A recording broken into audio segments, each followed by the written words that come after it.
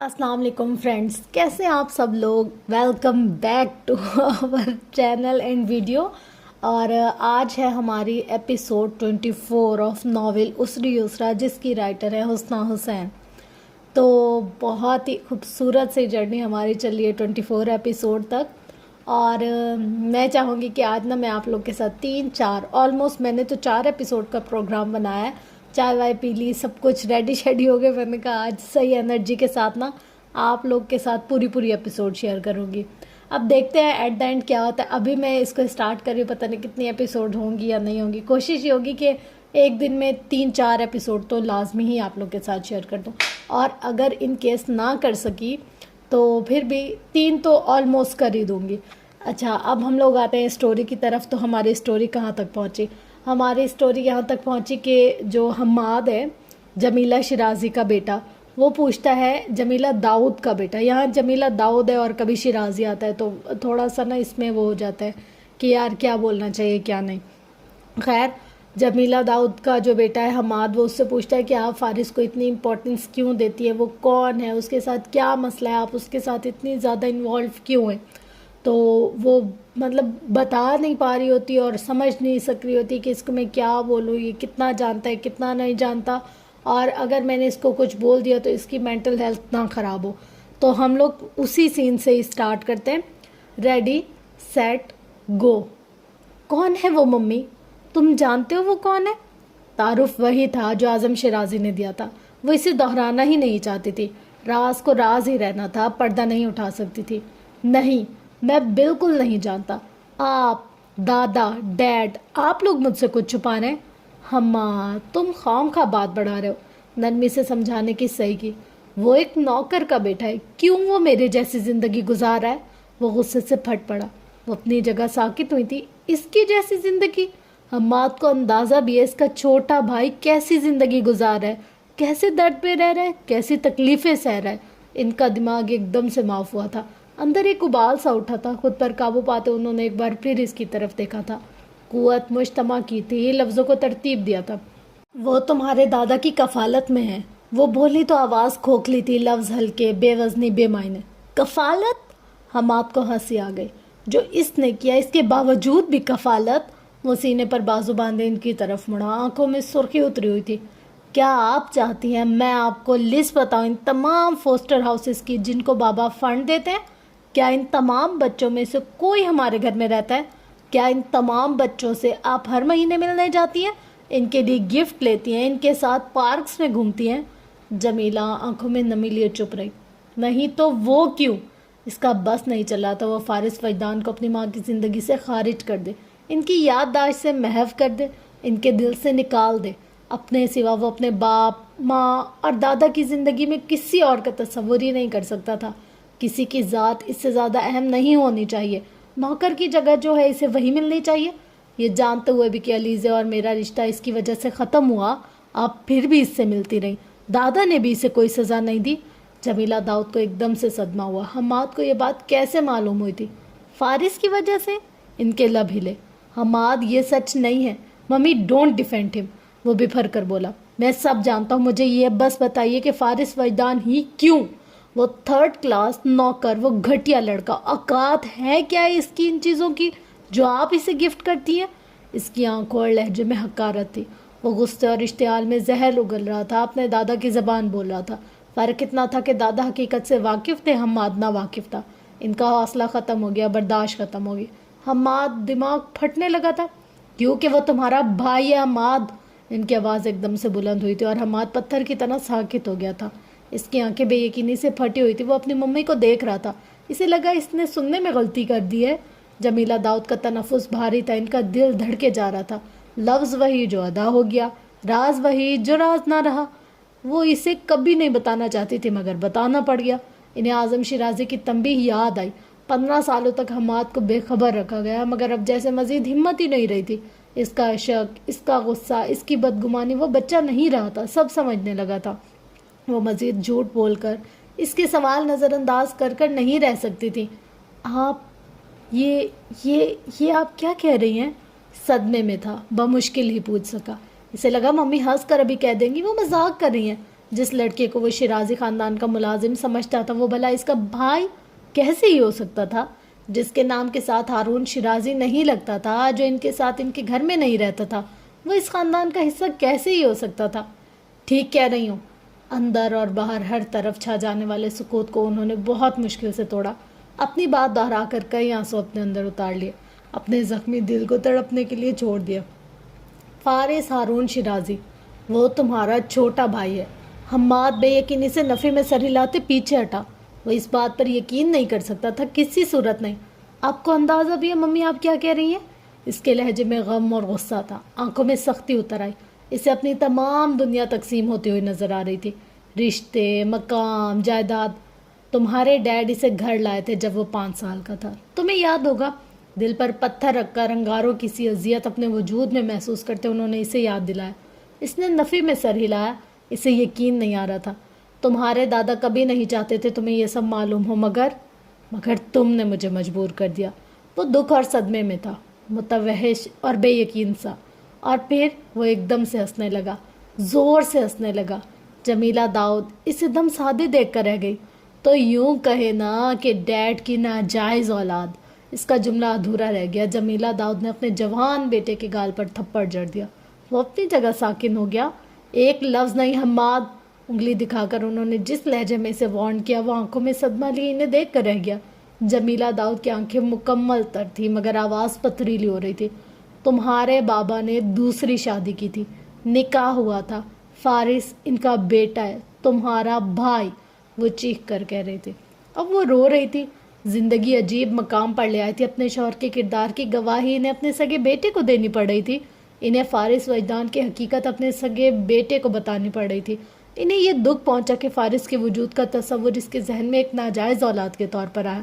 عاظم شیرازی نے یہ کیسا ظلم اس کی جان پر کر دیا تھا، کیسا سوال اس کی ذات پر اٹھا دیا تھا۔ جائز ہوتا تو اصل مقام پر ہوتا، اپنی جگہ پر ہوتا، اس گھر میں ہوتا، اس زندگی میں ہوتا، اس سے پردوں میں چھپا کر یوں اوجھل نہ رکھا جاتا، تب حماد کے ذہن میں ایسا کوئی سوال نہ اٹھتا، تب وہ ایسی کوئی بات بھی نہ کرتا۔ وہ اسے کیسے ہی دوشی ٹھہرا سکتی تھی جب آغاز ہی غلط ہوا تھا۔ وہ جس کے نام کے ساتھ اس کے باپ کا نام بھی نہیں تھا، وہ اس کے لیے اپنے بیٹے کی سوچ کو الزام دے رہی تھی۔ انہیں ایک دم سے احساس ہوا، انہوں نے اپنے بیٹے پر ہاتھ اٹھایا۔ سمجھانے کے بجائے اور اسے سمجھنے کے بجائے انہوں نے اعتراف کیا، ان سے خطا ہو گئی۔ آئی ایم سوری، میں نے تم پر۔ ان کی آواز کپ کپ آئی۔ وہ اپنی ماں کی گرفت سے آزاد ہوتا پیچھے ہوا۔ زندگی میں پہلی بار دادا نے غصہ کیا تھا، اور وجہ فارس وجدان تھا۔ زندگی میں پہلی بار اس کی ماں نے ہاتھ اٹھایا تھا، اور اس کی وجہ بھی فارس وجدان ہی تھا۔ حماد میری بات سنو۔ نفی میں سر ہلاتا وہ مزید کچھ بھی کہے بنا سیڑھیاں چڑھتا اپنے کمرے میں بند ہو گیا۔ جمیلہ داؤد شکست خوردہ سی لاؤنج میں کھڑی رہ گئی، اور تبھی ان کی نظر اٹھی۔ اعظم شیرازی اسٹڈی روم کے دروازے پر کھڑے تھے۔ انہیں علم نہ تھا وہ گھر پر ہیں۔ وہ اس تمام وقت ان کی موجودگی سے بے خبر تھی۔ ان کا خون خشک ہونے لگا۔ میں نے تم سے کہا تھا فارس کے ساتھ تمہارے رابطے کا اثر حماد پر نہیں پڑنا چاہیے۔ بھاری کرخت آواز۔ وہ بے پناہ غصے میں لگ رہے تھے، پوری بات سن چکے تھے، رویہ اور موقف بھی جان چکے تھے۔ ایک ایک لفظ ان تک پہنچ گیا تھا۔ شام کے 10 بجے حماد کو اعظم شیرازی نے اپنی اسٹڈی میں طلب کیا۔ وہ سرخ پڑتی آنکھوں کو رگڑ کر اپنا حلیہ درست کرتا کچھ ہی دیر میں وہاں پہنچ گیا۔ اعظم شیرازی سامنے ایک کاؤچ پر بیٹھے تھے، اس کی ممی بھی وہاں موجود تھے۔ ان کا چہرہ ستا ہوا، آنکھیں بھیگی ہوئی، وہ سر جھکائے ہوئے تھے۔ انہوں نے اسے نہیں دیکھا۔ وہ ایک نظر ان پر ڈال کر اپنے دادا کی طرف دیکھنے لگا۔ وہ اٹھ کر اس کے سامنے آ کھڑے ہوئے۔ ان کے تاثرات کچھ اچھے نہیں لگ رہے تھے، وہ اسے بہت سخت نظروں سے دیکھ رہے تھے۔ انہیں اس کے لہجے پر غصہ تھا، جس انداز میں اس نے اپنی ماں سے باز پرس کی تھی۔ اس انداز پر بھی، کیا یہ ضروری ہے کہ تمہاری ممی کسی سے بھی ملنے سے پہلے تم سے اجازت لیں؟ وہ اس کے سامنے کھڑے تھے، اس سے کہہ رہے تھے، تم سے پوچھ کر کسی کو گفٹ دیں یا خیال رکھے یا گھومنے جائیں؟ ضبط سے حماد کی آنکھیں سرخ پڑنے لگی، چہرہ غم و غصے کا عکاس ہونے لگا۔ دادا وہ بات کیوں نہیں کر رہے تھے جو وہ سننا چاہتا تھا؟ وہ اس کی ممی کی باتوں کی نفی یا تردید کیوں نہیں کر رہے تھے؟ وہ فارس نامی اس ملازم لڑکے کی پہچان کی وضاحت کیوں نہیں دے رہے تھے؟ انہیں صرف اس کے رویے کا غصہ تھا۔ وہ سوال جو اس نے کیے، وہ اعتراض جو اس نے اٹھائے، وہ بحث جو اس نے کی، انہیں صرف اس امر کا مسئلہ تھا۔ تمہارا اس طرح سے ریئیکٹ کرنا غیر ضروری اور بچکانہ عمل تھا۔ وہ اب اصل مدے پر آئے۔ آپ مجھے بلیم کر رہے ہیں؟ حماد کے لہجے سے کرب جھلکا تھا۔ ज़िंदगी के 23 साल गुजारने के बाद मुझे पता चलता है कि जिस लड़के को मैं नौकर समझता ना हूँ वो मेरे डैड का बेटा है, और मेरी मम्मी इससे मिलते हैं, इंपॉर्टेंस देती हैं, इसके लिए वो मुझे इग्नोर करती हैं, और आप कह रहे हैं कि मेरा रद्द अमल बचकाना था। जमीला दाऊद ने कुछ अजियत से बेटे को देखा। वो इतना और इस कदर बदगुमान कैसे हो गया था? आप सब ने इतना अरसा मुझसे ये बात छुपाई, इसके लबीले नजरें झुकी हुई थी। वो जब्त की इंतहा पर खड़ा था। ये बात इतनी अहम नहीं थी कि तुम्हें बताई जाती। उनकी आवाज़ गंभीर, लहजा संजीदगी से पुर था। पुश्त पर हाथ बांधे वो अब इसकी आंखों में देख रहे थे। हारून ने हमसे छुप कर इस 3rd क्लास औरत से शादी कर ली थी। तुम्हारा क्या ख्याल है, हमें इस मसले से छुटकारा पाने के लिए क्या करना चाहिए था? हम्माद अब अपने दादा की तरफ देख रहा था। क्या हमें तुम्हारी मम्मी के ख़ानदान से दुश्मनी मोल लेनी चाहिए थी, या फिर तुम्हारे डैड को आग कर देना चाहिए था? इनका सवाल भारी और लहजा भी इतनी ही सख्ती लिए हुए था। हम्माद की आंखों में जब्त की सुर्खी बढ़ गई। हमारे पास 2 रास्ते थे, या तो हम तुम्हारे डैड को आग कर देते, या इस बच्चे को कबूल करके अपने ख़ानदान का तमाशा बना लेते। जमीला दाऊद ने कुछ अजियत से आंखें मींच लीं। लेकिन हम इस फैमिली की बेहतरी चाहते थे, तुम्हारी बेहतरी। कंधे से हाथ थाम कर इसकी आंखों में देखा और आंखें गहरी हेजल हो गईं। चेहरा धुंधला पड़ गया। आजम शिराजी ने एकदम से इसके कंधे छोड़ दिए। वक्त पलटकर पीछे कहीं किसी मंजर में कैद हो गया। एक अदालत लग गई, एक फैसला हो गया। वो फैसला इनके कंधों पर ठहर गया, बिल्कुल हल्का फुल्का सा 2 लफ्जी फैसला एकदम से शकील हो गया। हम्माद अपने दादा के तासुरात बदलते देख रहा था। हमें जो बेहतर और मुनासिब लगा हमने वो किया, उन्होंने संभल कर कहा। लहजे में मजबूती लौट आई, सख्ती, बरूदियत और हाकमाना पल लौट आया। इस लड़के का हमारे ख़ानदान से कोई ताल्लुक़ नहीं। फैसला वही जो 15 साल पहले हुआ था। ना इसने कभी हमारी ज़िंदगी में इंटरफेयर किया है और ना ही वो कभी करेगा। हम्माद ने अपने दादा को देखा। वो इतने यकीन और इतने वसूख से ये बात कैसे कह सकते थे?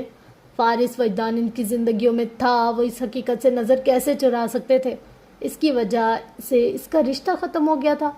इसके डैड खुद को गैर ज़रूरी तौर पर मसरूफ़ रखते थे। इसकी मम्मी इस लड़के के लिए फ़िक्रमंद रहती थी, और दादा को लगता था वो लड़का इंटरफेयर नहीं कर रहा। हमारी फैमिली में सिवाय तुम्हारी मम्मी के और कोई इससे नहीं मिलता, तुम्हारे डैड भी नहीं। आजम शिराजी ने संजीदगी से आगाह किया। तुम्हारी मम्मी खुद इससे मिलना चाहती है, ये इनका ज़ाती फैसला है, लेकिन हमने देखा है उन्होंने तुम्हारे हवाले से अपनी जिम्मेदारियों में कोताही कभी नहीं की। जमीला दाऊद ने सांस रोककर अपने ससुर को देखा। वो इनकी साइड ले रहे थे, इनकी हिमायत कर रहे थे। फारिस वजदान की हकीकत अया हो गई थी। इस पर कोई सख्त रद्द अमल नहीं दे रहे थे। वो इस पर किसी भी किस्म की सख्ती नहीं दिखा रहे थे। मगर बाबा, यही तुम्हारी खामियां हम्माद। तुम वहाँ अपना मवाजना करते हो जहाँ तुम्हारा मवाजना बनता ही नहीं है। उन्होंने हम्माद की बात काटी। हम्माद अपनी जगह थम गया। इसके वजूद पर धड़ाड़ सी पड़ने लगी। अगर कोई हमारी फैमिली का हिस्सा होता तो हमारे साथ ही रहता, इसलिए बिला वजह का इशू क्रिएट मत करो। उन्होंने आखिरी बात सख्त लहजे में कहकर इस पर सुकूत तारी कर दिया। हम इस टॉपिक को यहीं ख़त्म करें। आइंदा फारिस का जिक्र इस घर में नहीं होगा, और ना ही तुम इसे अपने सर पर सवार करोगे। लहजे में अब कोई सख्ती ना थी, मगर एक तहक्कुम ज़रूर झलक रहा था। अब तुम्हें अपनी मम्मी से माजरत करनी चाहिए। वो मुठ्ठियाँ भींच कर खड़ा था। कुशादा पेशानी पर सिलवटें थी, आंखों में कहर उतरा हुआ था। गुस्सा ख़त्म होने के बजाय मज़ीद बढ़ गया था, लेकिन वो दादा से मज़ीद कोई बहस नहीं कर सकता था। फ़र्क वाज़ेह था, बातें साफ थी। पहले दादा सिर्फ इसकी बात करते थे, आज दादा सिर्फ इसकी बात नहीं कर रहे थे। मवाजना शुरू हो चुका था। इसे एकदम से एहसास हुआ वो सब कुछ खो चुका है, खाली हो रहा है। चिंगारी से आग भड़क रही थी। इस आग ने पूरे वजूद को लपेट में ले लिया। हम्माद, जमीला दाऊद ने इसे पुकारा था। जब्त करके वो सीधा अपनी माँ की तरफ बढ़ गया। इनसे अपने रवैये की माजरत कर ली। उन्होंने बेख्तियारी से खुद से लगा लिया। रोते हुए शिकवा भी कर रही थी। वो इनकी मोहब्बत पर शक कैसे कर सकता है? वो इतना मनफी कैसे सोच सकता है? एक मुकम्मल फैमिली थी इनकी, एक हसीन सा ताल्लुक था सबका। फिर ये बदगुमानी क्यों आ रही थी? वो चुपचाप सुनता रहा, गलती भी तस्लीम कर ली।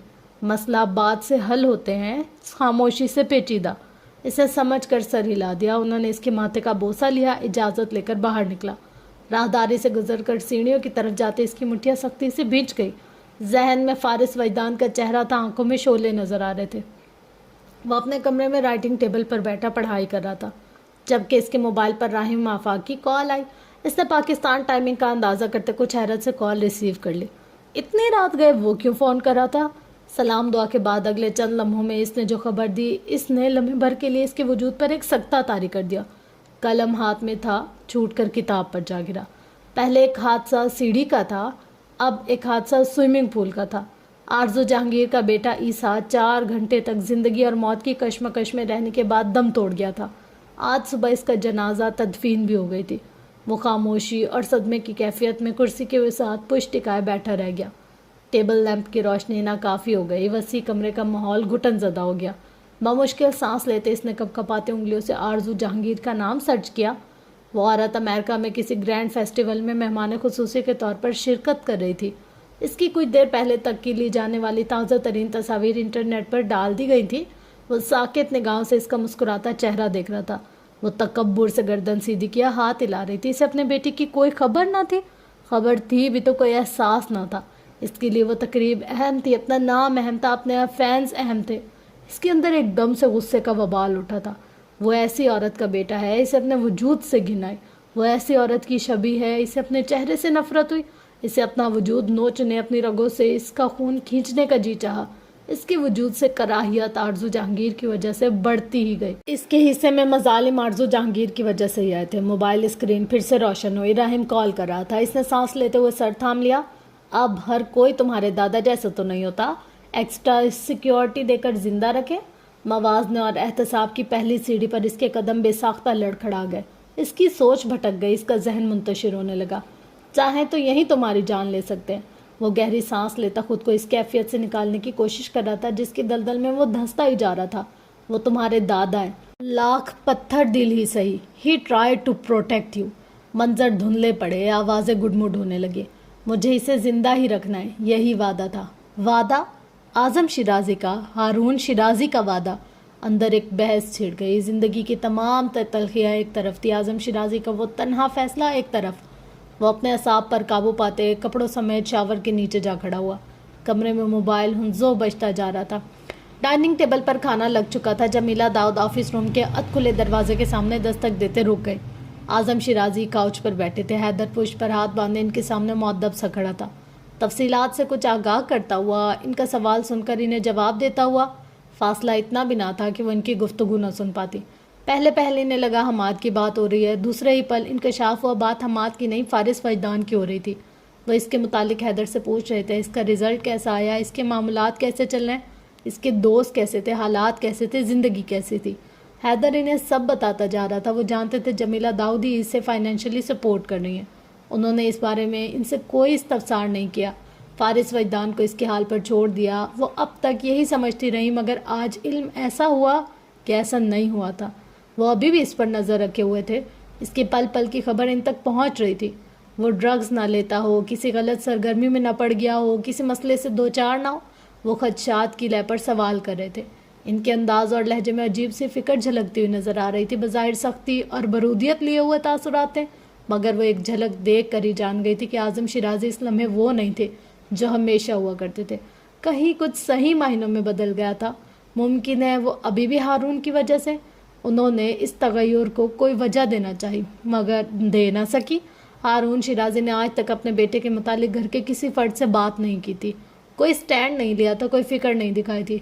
इसने तो कभी ये जानने की कोशिश भी ना की थी कि इसका बेटा किन हालात में था। गहरी सांस लेकर वो दरवाजे पर दस्तक देती अंदर आ गई। हैदर इजाज़त लेता इसी वक्त चला गया। खाना लग चुका है, उन्होंने कहा। वो सर हिलाते हुए उठ गए। डाइनिंग हॉल में खाने के दौरान एक अजीब सी खामोशी छाई रही। सिर्फ हारून ही थे जो बात कर रहे थे। हम्माद का सर झुका हुआ था। मुख्तसिर हूँ हाँ में जवाब देता वो अपने दादा की तरफ नहीं देख रहा था। मुख्तलिफ डिशेज़ इसके सामने रखते हुए जमीला दाऊद खुद ही इससे मुखातिब हो रही थी। खाना खाने के बाद हारून और आज़म शिराजी जा चुके तो उन्होंने फुर्सत से फारिस को कॉल की। तुम्हारा पेपर कैसा हुआ? अच्छा हो गया। वो बैग कंधे से लगा अपनी यूनिवर्सिटी के हॉल वे से गुजर रहा था। पीछे स्टूडेंट्स का शोर और आवाज़ें आ रही थी। वो कैफेटेरिया में चला गया। वीडियो कॉल हो रही थी। वो बगौर देखने लगी। फारिस अपनी मेज़ पर अकेला बैठा था। इसके आसपास से कोई गुजर नहीं रहा था। किसी ने मुखातिब करके बात करने की कोशिश नहीं की। तुमने दोस्त नहीं बनाए? वो हैदर की बातें सुन चुकी थी। फारिस फैजान हमेशा हर जगह तन्हा ही नजर आता था, ज़रूरत ही नहीं पड़ती। अब वो मोबाइल को सीधा रखे मुस्कुराते हुए बोला था। उन्होंने गहरी सांस ली। हमाद का फ्रेंड सर्कल तो ख़त्म होने का नाम ही नहीं लेता था, और एक फारिस था जिसकी कॉन्टैक्ट लिस्ट में बमुश्किल चंद नंबर्स महफूज थे। 3 तो वो जानती थी, राहिम, जेम्स और विलियम। एक मिसेस ग्रांट का, बाकी वो खुद थी और बस। मैंने तुमसे कहा था यूनिवर्सिटी लाइफ एंजॉय करो, फ्रेंड्स बनाओ। اس نے مسکرا کر سن لیا مگر جواب نہیں دیا. بات کرنے کے لیے اور بہت کچھ تھا. وہ اب انہیں کلاسز شیڈول کے بارے میں بتانے لگا. جیمز کے ساتھ کلائمبنگ سینٹر جانے کا ارادہ تھا, اس کے بارے میں بھی آگاہ کیا. مسز گرانٹ کے ساتھ وہ اگلے ہفتے کچھ دنوں کے لیے فن ڈسٹرکٹ جانے والے تھے, جہاں ان کا آبائی گھر تھا. فری کی موج مستی اور دعوت. انہیں حیرت ہوئی کہ تینوں کیسے مان گئے. یہ تو بعد میں علم ہوا کہ وہ راہب کو جلانا چاہتے تھے. جس طرح وہ پاکستان بھر میں ان کے بغیر موج مستیاں کرتا پھر رہا تھا, تو بس یہ سب اس لیے تھا. وہ سن کر مسکراتی رہیں. یہ ظاہر تھا کہ فارس وجدان کی نفسیات پر کافی اچھا اثر پڑ رہا تھا. اس کا چہرہ اب کسی دکھ یا غم سے بوجھل نہیں لگتا تھا. اس کی خاموشی اب زیادہ طویل نہیں ہوتی تھی. اس کی آنکھوں میں زندگی کے رنگ اب انہیں دکھائی دیے جاتے تھے. وہ کھل کر ہنسنے اور مسکرانے بھی لگا تھا. دادا اسے الگ ہونے کا فیصلہ کر کے اسے بہت بہتر لگا تھا. جو بوجھ اس کے کندھوں پر پڑا تھا وہ ختم ہو چکا تھا. عزت اور خودداری کا احساس نئی منزلوں کی جانب گامزن کر چکا تھا. اس کی شخصیت کی یہ تبدیلی انہیں اچھی لگی تھی. بات ختم ہو گئی تو وہ اٹھ کر سیڑھیوں کی جانب بڑھ گئیں. پلر کی اوٹ میں دیوار کے ساتھ پشت ٹکائے حماد شیرازی نے مٹھیاں سختی سے بھینچ لی. اس کے چہرے پر دھوپ پڑ رہی تھی, آنکھوں میں آگ جل رہی تھی. آواز اب صرف فارس کی تھی جو اس کے اندر اور بہت اندر تک گونج رہی تھی. راہم گلاسز درست کرتا لیپ ٹاپ اسکرین کے سامنے اکڑ کر بیٹھا تھا. جیمز, ولیم اور فارس سبھی آن لائن تھے. وہ اپنی سیر و تفریح کی قصے سنا رہے تھے. باقی وہ تو توجہ سے سن ہی رہے تھے, مگر فارس کی نگاہ اس کے کمرے کا جائزہ لینے میں لگی ہوئی تھی. ہر بار اس کا کمرہ مختلف ہوتا تھا. تم پاکستان گھوم رہے ہو یا پاکستان تمہارے پیچھے گھوم رہا ہے؟ فی الحال تو دونوں ہی کام ہو رہے ہیں. کسی آنا ہو کر ہنسا. یعنی تم کسی الٹے سیدھے کام میں پڑ گئے ہو؟ فارس نے مشکوک ہو کر اسے دیکھا. نہیں, وہ غلطی صرف میں نے تمہاری ذمہ داری لیتے وقت کی تھی. باقی کوئی بھی کام ہو میں سوچ سمجھ کر کرتا ہوں. فارس لب بھینچ کر رہ گیا. وہ خاص کام کے لیے گیا تھا جس کے بارے میں تم نے ہمیں بتایا تھا نا؟ جیمز نے ایک دم سے اسے یاد دلاتے ہوئے اپنی طرف متوجہ کیا. ہاں, وہ خاص کام 20,000 پاؤنڈز والا. ولیم بھی اپنی نیند سے جاگا. پاؤنڈز نہیں, روپیز, راہم نے تصحیح کی. نوٹ پیڈ پر خالی لکیریں کھینچتے فارس نے چونک کر سر اٹھایا. کیسا کام؟ اصل میں سنجیدگی سے بات کرتے راہم لیپ ٹاپ اسکرین پر جھکا. سسپینس کی انتہا کرتے اپنی آواز پشت کی. مجھے کسی کا اغوا کرنا ہے. فارس ششد رہ گیا. جیمز اور ولیم کے منہ کھل گئے. Are you out of your mind? وہ چیخ اٹھا. نہیں, میرا مائنڈ میرے اندر ہی ہے. وہ مزے سے سیدھا ہو بیٹھا. کس کو اغوا کرنا ہے؟ کیوں اغوا کرنا ہے؟ جیمز اور ولیم لیپ ٹاپ میں گھس گئے. راہم مزید اکڑ گیا. اس نے فوراً گلاسز ہٹا کر سیاہ گاگلز لگا لیے کہ وہ بہت معتبر اور پروفیشنل سی شخصیت لگے. تو غور سے سنو سب, مجھے ایک بچے کو اغوا کرنا ہے. جرائم کے علاوہ تمہارا دماغ اور کسی چیز میں چلتا بھی ہے یا نہیں؟ فارس کو اس پر ٹھیک ٹھاک غصہ آ گیا. ایک تو میں جب بھی نیکی کا کام کرتا ہوں تم میرے پیچھے پڑ جاتے ہو. نیکی؟ تم ایک بچے کو اغوا کرو گے اور یہ نیکی ہے؟ ان کی بحث چھڑ گئی. تو بچے کو اغوا کروانا کون کروا رہا ہے؟ تم یہ بھی تو دیکھو, اس کا بیچارہ سگا باپ. جیمز اور ولیم نے مشترکہ اوہ کہہ کر بات کو سمجھا. 20,000 روپے کے لیے نیکی ہو رہی ہے؟ فارس نے طنز کیا. پوری بات تو سن لو پہلے, پھر لیکچر دینا. دوست ہے میرا, اس کی بیوی رشتے میں کزن بھی ہے. دونوں فیملیز کے درمیان بہت بڑی جنگ چھڑی ہوئی ہے.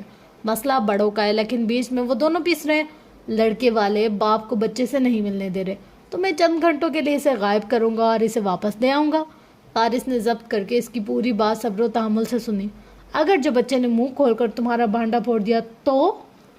وہ 2 سال کا ہے, کیا بولے گا؟ راہم نے گویا ناک سے مکھی اڑائی. 5 منٹ کا کام ہے یار, اس نے چٹکی بجائی. وہ یوں بات کر رہا تھا جیسے بس گلی کے نکڑ تک جا کر واپس آ جانا ہے. فارس کو ایک دم سے راہم پر شک ہوا. کیسی کیسی سرگرمیوں میں ملوث رہا ہوگا یہ؟ جیمز اور ولیم حد سے زیادہ ایکسائٹیڈ ہو رہے تھے.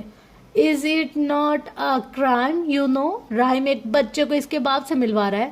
بھلا وہ کیوں کر برداشت کر سکتے تھے کہ کوئی ان کے راہم کو مجرم کہے؟ طے پایا کہ وہ کل ہی کسی بہانے لڑکی والوں کے گھر جائے گا اور بچے کو کسی طرح اغوا کر کے اپنے دوست کے پاس لے جائے گا. اوہ, تم کوشش کرنا اگر بیبی کاٹ سے بچے کو اٹھاؤ تو اندر کچھ رکھ دینا جس سے سب کو یہی لگے کہ بچہ ابھی بھی وہی ہے. جیمز کے رائٹرانہ مشورے شروع ہو چکے تھے. 2 سال کا ہے وہ, بیبی کاٹ میں کیا کر رہا ہوگا؟ ولیم نے کھرکا. راہم ایک بچے کے ساتھ تمہیں دیوار پھلانگنے میں کتنی دقت ہوگی؟ جیمز کو اور فکر ہوئی. شاید تمہیں یاد نہیں, فلورا اور ہیری کے پنجرے کے ساتھ یہ مسز گرانٹ کی کھڑکی تک کیسے چڑھ گیا تھا؟ بالکل بندر کی طرح. بندر کی طرح؟ راہم معترض ہوا. تو ہم اور کیا کہیں؟ وہ اس کے تاثرات سے خائف ہوئے کہ کہیں اس ساری کارروائی سے انہیں بلاک ہی نہ کر دے. جس وقت وہ ساری پلاننگ ہو رہی تھی فارس ضبط کیے چپ رہا۔ اگلے دن وہ یونیورسٹی چلا گیا۔ جیمز اور ولیم پل پل کی خبر اسے دیتے رہے۔ دوپہر 3 بجے کے بعد راہم آفاق کے ساتھ ان کا رابطہ ختم ہو گیا۔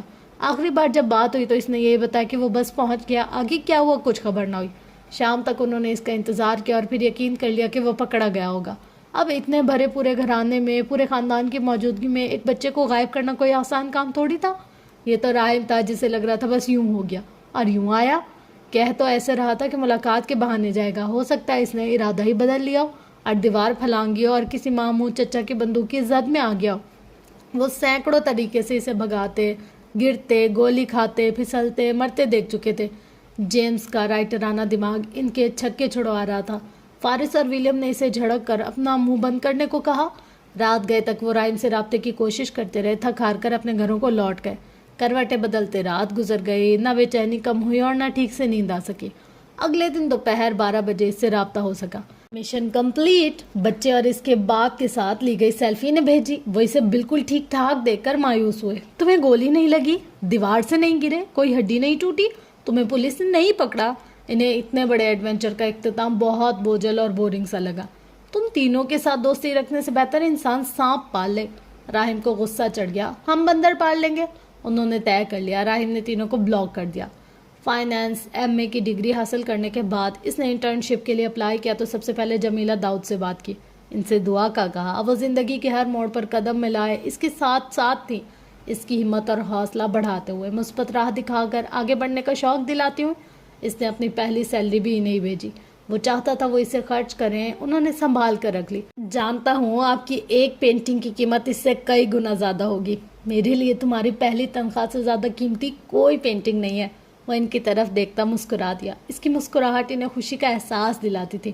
وہ ان کا بیٹا تھا، اس کی ہر خوشی اور کامیابی ان کے لیے باعث افتخار تھی۔ وہ اسے زندگی میں مطمئن اور کامیاب دیکھنا چاہتی تھی۔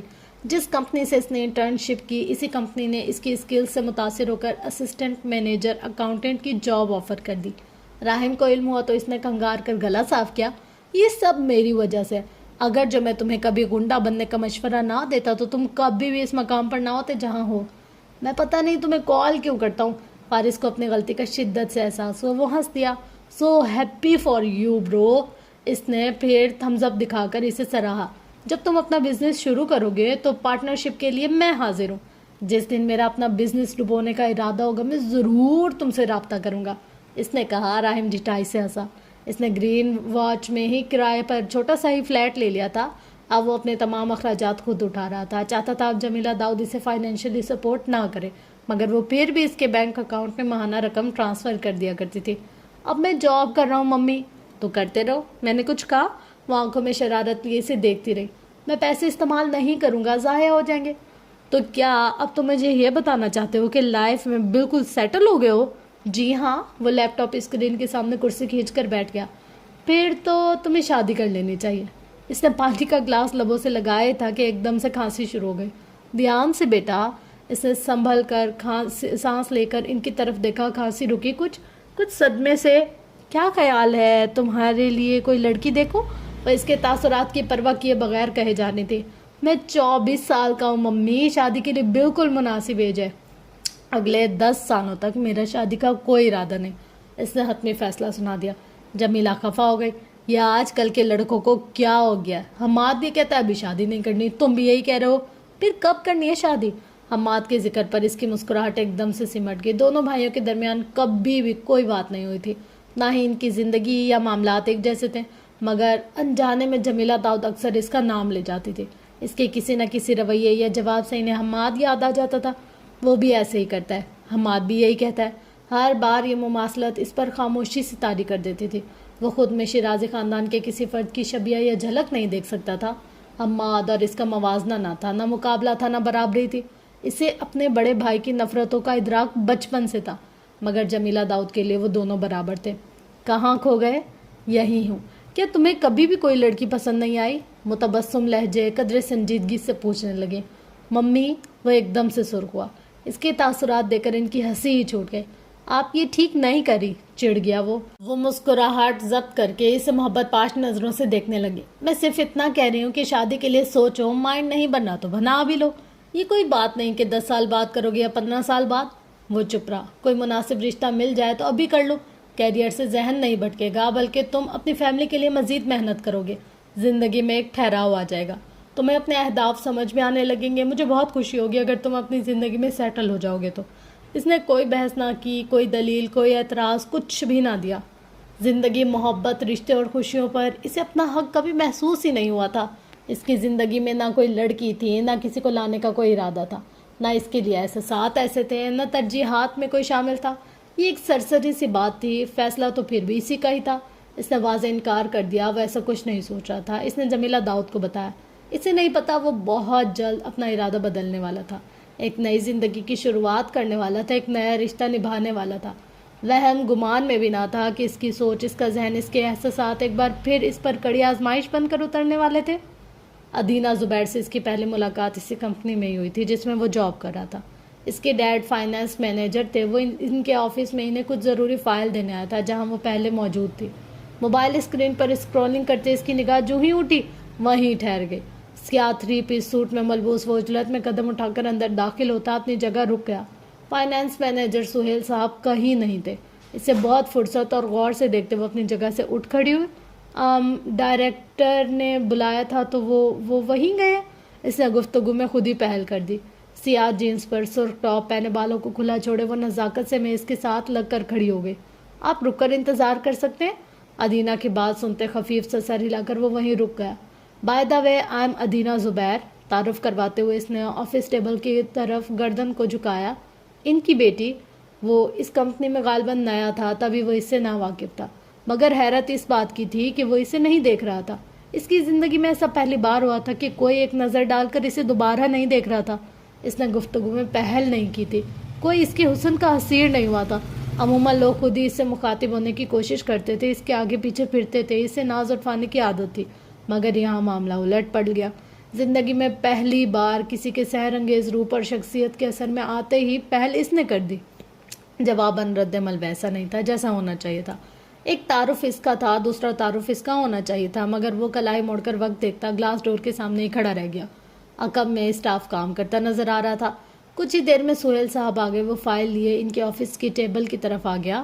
انہوں نے اپنی کرسی سنبھال لی، تاہم وہ جھک کر فائل میں کچھ ڈاکومنٹس پر نشاندہی کرتے ہوئے خالص برٹش لہجے میں انہیں تفصیل سے کچھ بتانے لگا۔ وہ سنتے ہوئے سر ہلا رہے تھے، متاثر ہو کر سراہ بھی رہے تھے۔ اس کی کوشش اور اس کی اسٹریٹجی کو بھی وہ دونوں بات کر رہے تھے، اور ادینہ زبیر ٹانگ پر ٹانگ جمائے اس کا جائزہ لے رہی تھی۔ وہ اسے اچھا لگا تھا۔ کون ہے یہ؟ کوئی نیا امپلائی؟ کہاں سے ہے؟ وہ جا چکا تو اس نے اپنے ڈیڈ سے پوچھا۔ وہ پاکستان سے اب لوٹی تھی، تبھی نہیں جانتی تھی۔ انہوں نے مختصر اس کے بارے میں بتا دیا۔ وہ اس کی صلاحیت اور قابلیت کی بھی تعریف کر رہے تھے۔ اپنے ڈیڈ کے آفس سے نکلنے کے بعد وہ رک کر سامنے دیکھنے لگی۔ شرٹ کے آستین کوہنیوں تک فولڈ کے وہ میز پر ہتھیلیاں جمائے اسٹاف سے بات کر رہا تھا۔ اگلے کئی دنوں تک وہ بے نیاز سا چہرہ، وہ آنکھیں، وہ مضبوط اور توانا سراپا اس کے حواسوں پر چھایا ہی رہا۔ وہ اپنے ڈیڈ کے آفس میں کبھی کبھار ہی جاتی تھی، اب روز جانے لگی، نگاہ فارس وجدان کی تلاش میں رہتے۔ وہ اپنے آفس میں بیٹھا ہوا کال سنتے ہوئے، فائلز لکھتے ہوئے، لیپ ٹاپ اسکرین پر نگاہیں جمائے تیزی سے ٹائپ کرتے ہوئے انتہا کا مصروف نظر آتا تھا۔ وہ گلاس والز کی اس پار دیوار سے لگ کر اسے دیکھتی ہی رہتی۔ کوئی اتنا پیارا کیسے ہو سکتا ہے، اتنا پرفیکٹ، اتنا مکمل، اور پھر کوئی اسے اس طرح نظر انداز کیسے کر سکتا ہے؟ جتنی بار وہ وہاں آئی اس نے ہر بار اس سے بات کرنے کی کوشش کی، اور ہر بار اس کی سخت نظروں کی زد میں آئی۔ نو لفٹ کا سائن واضح تھا۔ اس کا رویہ صرف اس کے ساتھ ہی نہیں، کمپنی کی فیمیل اسٹاف کے ساتھ بھی ایسا ہی ہوتا تھا۔ اس کے ہر درجہ بے پرواہ رویے سے پھر بھی دل برداشتہ نہ ہوئی، نہ ہی اس نے کمپنی میں آنا ترک کیا۔ اپنے جذبات، احساسات کو سمجھتے اس پر ایک دم سے انکشاف ہوا۔ وہ اس سے محبت کرنے لگی ہے، جو چہرہ دن رات آنکھوں میں رہے اور جس کی ایک جھلک دیکھنے کو ہی دل بے قرار رہے۔ اسے پانے کی خواہش سر اٹھاتی ہے، اس کے اندر بھی اٹھانے لگی۔ وہ اس اجنبیت کو مٹانا چاہتی تھی، وہ فارس وجدان کے دل میں جگہ بنانا چاہتی تھی۔ اس کا سکون ختم ہونے لگا، نیند غائب ہونے لگی۔ اس نے خاصی سوچ و بچار کے بعد ویکینڈ پر گھر میں ڈنر کا پلان رکھ دیا۔ اس کے ڈیڈ اکثر اپنے پاکستانی کولیگس کو ڈنر پر مدعو کرتے تھے۔ وہ جانتی تھی اس بار فارس بھی ان میں شامل ہونے والا تھا۔ اس رات وہ خاص طور پر تیار ہوئی۔ اس نے سفید رنگ کی اسکرٹ پر ہلکے جامنی رنگ کا سویٹر پہنا، سنہرے بالوں کو اونچی پونی میں مکید کیا، گول گول ایئر رنگز پہنے، لائٹ سا میک اپ کیا۔ ڈور بیل بجتے اس نے فوراً سے دروازہ کھولا۔ نیل گو جینس پر سیاہ شرٹ زیب تن کیے وہ بالکل عام سے ہولیے میں کھڑا اس کی دھڑکنیں منتشر کر گیا۔ اس کے بال اوپر کو اٹھے ہوئے تھے، نفیس فریم لیس گلاسز سے جھانکتی آنکھوں میں ہنزو اجنبیت سی ٹھہری تھی۔ اس نے مسکراتے ہوئے اسے اندر آنے کا راستہ دیا۔ وہ مہمان بن کر اس کے گھر میں آیا تھا، بد اخلاقی کا مظاہرہ نہ کر سکا، نہ ہی کسی قسم کا سخت رویہ دکھا سکا۔ وہ بات بات پر اس سے مخاطب ہونے کی کوشش کر رہی تھی اور وہ اسے جواب دے ہی رہا تھا۔ اس رات وہ دیگر مہمانوں کی موجودگی میں سہیل صاحب کے ہوتے ہوئے انہی کے گھر میں ان کی بیٹی کو نظر انداز نہیں کر سکتا تھا۔ اس رات پہلی بار ادینہ زبیر کو اسے قریب سے دیکھنے اور جانچنے کا موقع ملا۔ وہ کم گو، خاموش طبیعت، سنجیدہ سا نوجوان تھا۔ اس کی شخصیت میں لاؤبالی پن نہیں تھا۔ وہ اپنی عمر سے زیادہ میچور نظر آتا تھا۔ باتیں مختصر مگر جامع مفہوم لیے ہوئے ہوتی تھی۔ خواہ سیاست ہو یا کاروباری بحث، اس کی گفتگو اسے اچھی لگتی تھی۔ اپنے ڈیڈ کے موبائل سے اس کا نمبر حاصل کر کے وہ اسے کالز اور میسیجز کرنے لگے، کبھی رات کے وقت، کبھی آفس کی ٹائمنگ کے دوران، کبھی وہ اسے اسی پارک میں ہی آ جاتی جہاں وہ اکثر جاگنگ کرتا، اسی جم میں بھی جہاں وہ ورک آؤٹ کے لیے جاتا۔ وہ اس کے ساتھ رابطے میں رہ کر، اس سے بات کر کے، اس کے ساتھ ملاقات کر کے اس کے لیے لازم و ملزوم ہونا چاہتی تھی۔ ساری جستجو لگن اس کی طرف سے تھی۔ وہ ایک ابتدا سے چاہنے لگی، مگر فارس وجدان کا رویہ ایک سا تھا، محتاط، ریزرو سا، خاموش، فارمیلٹی پوری کرتا ہوا۔ اس کے ڈیڈ کی وجہ سے اس کے ساتھ لحاظ برتتا ہوا، وہ اس کے سرد رویے سے عاجز آنے لگی۔ کیا اسے محبت کا اعتراف کر لینا چاہیے؟ تھک ہار کر اس نے سوچا۔ وہ محبتوں کا اعتراف سننے کی عادی تھی، خود سے اعتراف اس نے کبھی نہیں کیا تھا۔ کوئی اسے اپنے قابل لگا ہی نہیں، کوئی اسے اپنے پہلو میں جچا ہوا محسوس ہی نہیں ہوا تھا۔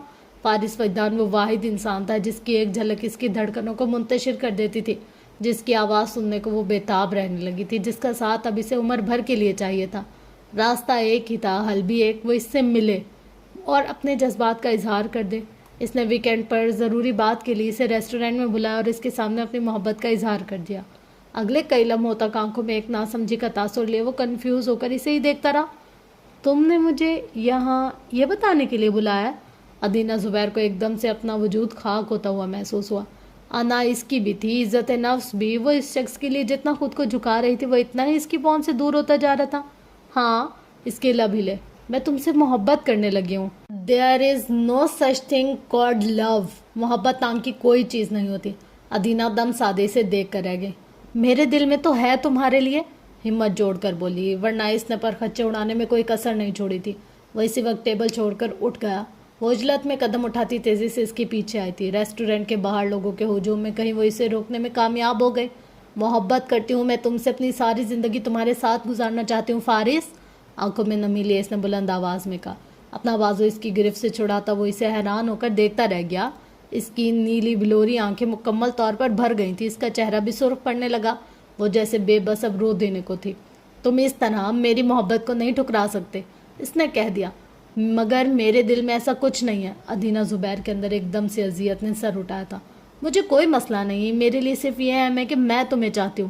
وہ ہر بات جو فارس وجدان کو کہنی چاہیے تھی اب وہ کہہ رہی تھی، ہر وہ ابتدا جو ایک مرد سے ہونی چاہیے تھی وہ خود کر رہی تھی۔ فارس وجدان جیسے اب اس کی ضد بن چکا تھا، اسے تسخیر کرنا ہی تھا، اس کے ساتھ صرف وہی سچ سکتا تھا، اس کا انتخاب صرف وہی ہو سکتا تھا۔ وہ چند لمحوں تک اسے دیکھتا رہا، پھر معذرت کر کے وہاں سے چلا گیا۔ چند دنوں کے بعد وہ اسے پارک میں ملی۔ وہ جاگنگ ٹریک سے اتر کر سبزے پر بیٹھا تھا اور وہ وہیں آ گئی۔ اس نے ایک بار پھر وہی بات شروع کر دی۔ تم ایک ایسے انسان کے ساتھ کیوں رہنا چاہو گی جو محبت پر یقین ہی نہیں رکھتا؟ وہ اب سامنے کہیں دیکھ رہا تھا۔ دل کا معاملہ ہے، کیا کہہ سکتی ہوں؟ لبوں پر مسکراہٹ پہ آہستہ سے بولی۔ نگاہیں جاگنگ ٹریک پر ایک جوڑے پر پڑیں، برابر قدم اٹھاتے ہنستے بھاگتے ہوئے۔ میں بھی زندگی کے ٹریک پر تمہارے ساتھ اسی طرح چلنا چاہتی ہوں۔ میرے ساتھ چلو گی تو خاک ہو جاؤ گی۔ اس نے پانی کی بوتل لبوں سے لگا لی۔ تمہارے ساتھ خاک ہونا بھی قبول ہے۔ اس کے لہجے میں مسرت کا رنگ جھلکتا تھا۔ مگر میں نہیں چاہوں گا کوئی میری وجہ سے خاک ہو، جواب دے کر اٹھ گیا۔ اس کا وجود اسے کئی دنوں کے بعد جا کر سمجھ میں آیا تھا۔ وہ کتنی پاگل ہے، وہ یہ بھی تو کہہ سکتی تھی کہ وہ اسے خاک نہیں ہونے دے گا۔ اسے خود پر غصہ آیا، فارس وجدان پر بھی۔ اس نے انکار بھی کس مہارت سے کیا تھا؟ وہ اسے ایک دم سے بہت مشکل اور پیچیدہ سا لگنے لگا۔ شادی تو تم نے ویسے بھی کرنی ہے، تو پھر مجھ سے کیوں نہیں؟ وہ اس کے آفس آئی ہوئی تھی، بغیر اجازت کے اندر آ کر بڑے دھڑلے سے کہہ دیا۔ لیپ ٹاپ اسکرین سے نظریں اٹھائے وہ اسے دیکھتا رہا۔ میرا شادی کا اگلے 10-15 سالوں تک کوئی ارادہ نہیں ہے، اس نے کہہ دیا وہ ہنسی۔ یعنی اس کے بعد ارادہ بن سکتا ہے تو میں انتظار کر لیتی ہوں۔ کرسی کھینچ کر بیٹھ گئی۔ 10-15 سالوں تک؟ بالکل۔ تم نے میری محبت کو کیا مذاق سمجھ رکھا ہے؟ وہ دھیرے سے مسکرایا۔ اور ادینہ زبیر کی دھڑکنیں تھم گئی. وہ کم ہی مسکراتا تھا، اور جب مسکراتا تھا تو میں یقین سے کہہ سکتی ہوں تمہیں کوئی لڑکی میرے جتنا چاہ نہیں سکتی. تمہیں ایسا کیوں لگتا ہے مجھے کسی کی محبت کی چاہ ہے؟ وہ چپ ہوئی تھی اور وہ کال آنے پر فائل ہاتھ میں لیے اٹھا کر چلا گیا تسلسل کے ساتھ. اور کچھ دنوں کا وقفہ کر کے وہ پارک میں ضرور ملنے آ جاتی تھی.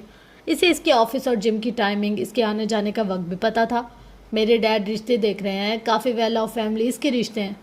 That's good news. آہستہ سے کہہ کر قدم اٹھاتا رہا. لیکن میں نے سب کو انکار کر دیا. کس لیے؟ شادی تو مجھے وہاں کرنی ہے جہاں میرا دل چاہے گا. جہاں تمہارا دل چاہے وہاں تمہارے ڈیڈ نہ مانے تو؟ میرے ڈیڈ کم از کم اس معاملے میں مجھ پر دباؤ نہیں ڈالیں گے. وہ آزاد خیال انسان ہے. اس نے کہہ دیا. وہ چپ رہا. ہفتے کی شب وہ اسے دوبارہ پارک میں ملی. تو پھر تم نے کیا سوچا؟ کس بارے میں؟ میرے بارے میں کچھ بھی نہیں. اسے بہت اندر تک دکھ پہنچا. وہ ایک بے انتہا حسین لڑکی تھی. فارس وجدان کے سامنے خود کو خاک ہوتا ہوا محسوس کرتی تھی. کیا مجھ میں کوئی ایک بھی ایسی خوبی نہیں جس کی بنا پر تم مجھے اپنا سکو؟ اس نے سوال کر کے اس پر خاموشی طاری کر دی. وہ جیبوں میں ہاتھ ڈالے کھڑا رہا. میں اپنی آنے والی زندگی کا تصور کرتی ہوں تو تمہارے بغیر مجھے سب اندھیرا لگتا ہے. بار بار تمہارے پیچھے آتی ہوں اور تم. اس کی آواز لمحے بھر کے لیے بھر آ گئی. ادینہ. اس نے کچھ کہنا چاہا. مجھ سے میری فرینڈز کہتی ہیں میں بہت خوبصورت ہوں، خوبصورتی کی بنا پر کچھ بھی حاصل کر سکتی ہوں، لیکن یہاں وہ غلط ہیں. بعض معاملات تو صرف دل کے ہوتے ہیں، باطن تک ظاہری حسن کوئی اثر نہیں کرتا. ہمیشہ وہی اٹھ کر چلا جاتا تھا. آج وہ چلی گئی. وہ کچھ دیر تک بینچ پر بیٹھا رہا. گھر پہنچ کر اس نے جمیلہ داؤد کو کال کی. وہ جس طرح ان سے اپنی ہر بات شیئر کرتا تھا یہ بھی شیئر کر دی. پہلے تو وہ خوش ہوئی کہ زندگی میں پہلی بار وہ ان سے کسی لڑکی کی بات کر رہا تھا. لڑکی کیسی ہے؟ انہوں نے پوچھا تو کچھ لمحوں تک وہ اپنے ہی اندر دل میں سوال جواب ڈھونڈتا رہا، مگر اندر ایک محب سا سناٹا تھا. ٹھیک ہے، اچھی ہے. مختصر جواب دیتا صوفے پر بیٹھ گیا. صرف ٹھیک ہے؟ صرف اچھی ہے؟ انہوں نے کریدا. میں صرف یہی کہہ سکتا ہوں. وہ ایک دم سے مسکرائیں. پسند کرتے ہو اسے؟ مشکل سوال ہے. وہ اس وقت خود کو سمجھنے سے قاصر تھا سو جھوٹ نہیں بول سکتا تھا. تم نے انکار نہیں کیا سو یہ ایک خوش آئند بات ہے. وہ محظوظ ہوئی. کیا وہ پسند کرتی ہے تمہیں؟ کہتی تو یہی ہے. مسز شیرازی کو ایک دم سے خوشگوار سی حیرت نے آ گھیرا. فارس اتنی آسانی سے کسی کو اپنے قریب نہیں آنے دیتا تھا. بات اگر اعتراف تک پہنچ چکی تھی تو یقیناً دونوں میں بات چیت ہوئی ہوگی، ایک دوسرے کو سمجھنے کا موقع بھی ملا ہوگا. اور تمہارا کیا خیال ہے؟ مجھے لگتا ہے میں اس کے لیے تیار نہیں ہوں. پر کیوں؟ وہ حیران ہوئی. رشتے محبتوں سے بنتے ہیں. I don't feel anything towards her. میں اس کی طرف کچھ بھی محسوس نہیں کرتا. اور کس نے کہا ایک اچھی اور خوشگوار زندگی کے لیے صرف محبت ضروری ہے؟ انہوں نے نرمی سے پوچھا تو وہ کچھ کہہ نہ سکا. ایک دوسرے کو سمجھنا، ایک دوسرے کا احترام کرنا، عزت دینا، ضرورتوں کا خیال رکھنا، خوشی اور غمی میں ساتھ دینا، اس کے لیے وعدہ اور احساس ذمہ داری چاہیے ہوتی ہے. نکاح ہوتا ہے فارس ایک معاہدہ. کیا آپ یہ سب کریں گے؟ کیا تم یہ سب نہیں کر سکتے؟ اور یہ محبت، یہ رحم سے، انسیت سے، خیال رکھنے سے تو دل میں اترتی ہے. وہ چپ بیٹھا رہا. اندر ایک جنگ سی چھڑی ہوئی تھی. سمجھ میں نہیں آ رہا تھا میں یہ سب کروں اور محبت نہ کر سکوں تو؟ کیوں نہیں کر سکو گے؟ مجھے محبت کرنا آتی نہیں ہے ممی. جمیلہ داؤد اپنی جگہ تھم گئی تھی. وہ کچھ کہتے کہتے رک گیا تھا. مجھے تو کسی پر بھروسہ کرنا بھی نہیں آتا. مجھے احساسات سمجھ میں ہی نہیں آتے. مسز شیرازی کو بہت اندر تک تکلیف کا احساس ہوا. ابھی تو وہ محبت کا کہہ رہی ہیں، ہو سکتا ہے بعد میں شادی کے بعد اسے میں پسند نہ ہوں، میری عادات اچھی نہ لگے، میری شخصیت سے مسئلہ ہو. What of. اس کے اندر اپنی زندگی کو لے کر جتنے خدشات تھے اس نے کہہ دیے. وہ کچھ اذیت سے سنتی رہی. اسے فکر تھی ابھی وہ صرف اس کا ساتھ مانگ رہی تھی، ساتھ چاہ رہی تھی. وہ اس سے محبت نہیں کرتا تھا، اس طرح کے احساسات نہیں رکھتا تھا. اس بات سے ادینہ زبیر کو پرواہ نہیں تھی، لیکن بعد میں پرواہ ہوگی. اس کے لیے اپنے دل کے دروازے کھولنا مشکل تھا. فارس. انہوں نے اسے ٹوک دیا. وہ بہت منفی سوچنے لگا تھا، وسوسوں میں گھرنے لگا تھا. آنے والی زندگی میں ایک ساتھی کے ساتھ اپنی زندگی گھٹن زدہ سی لگ رہی تھی. اس کی کیفیت اور احساسات اس کی اپنی سمجھ سے باہر تھے. میں خود میں الجھا ہوا تھا، اندر ہی اندر اپنی ذات کی گروہ میں پھنسا ہوا. جنہیں اپنے والدین کی محبت نہ ملے انہیں پھر دنیا کی ہر محبت پر شک رہتا ہے. جمیلہ داؤد اسے پریشانی سے دیکھ کر رہ گئے. ہر وہ تکلیف جو اس کے ماضی کا حصہ تھی وہ اب اس کے حال پر اثر انداز ہو رہی تھی. सगे रिश्तों की नफरतों ने मोहब्बत पर से इसे यकीन ही उठा दिया था, इसके अंदर खौफ बिठा दिया था और इन्हें ये सोच बहुत दुख दे रही थी, बहुत ज़्यादा दुख। वीकेंड पर वो एक बार फिर इसके सामने थी। तुम हार नहीं मानोगी? नहीं। कोट की जेबों में हाथ डाले मुस्कुराती, कुदरती सा कर लिए बालों को इकट्ठा करके इसने कैचर में जकड़ा हुआ था। कुछ लटे दूधिया गालों पर लहरा रही थी, होंठ चौक सुर्ख रंग के नीली आंखें चमक रही थी। इसकी संगत में इससे बात करते इसका चेहरा ऐसे खिल जाता। मुझे नहीं लगता तुम्हारे डैड कभी मेरे लिए हामी भरेंगे। क्यों नहीं भरेंगे? वो सामने चलते हुए बेंच पर बैठ गया तो वो भी कुछ देर तक खामोशी छाई रही। फिर वो गर्दन मोड़कर इसकी तरफ देखने लगा। वो भी इसे ही देख रही थी। मैं बहुत छोटा था जब मेरे पेरेंट्स की सेपरेशन हो गई।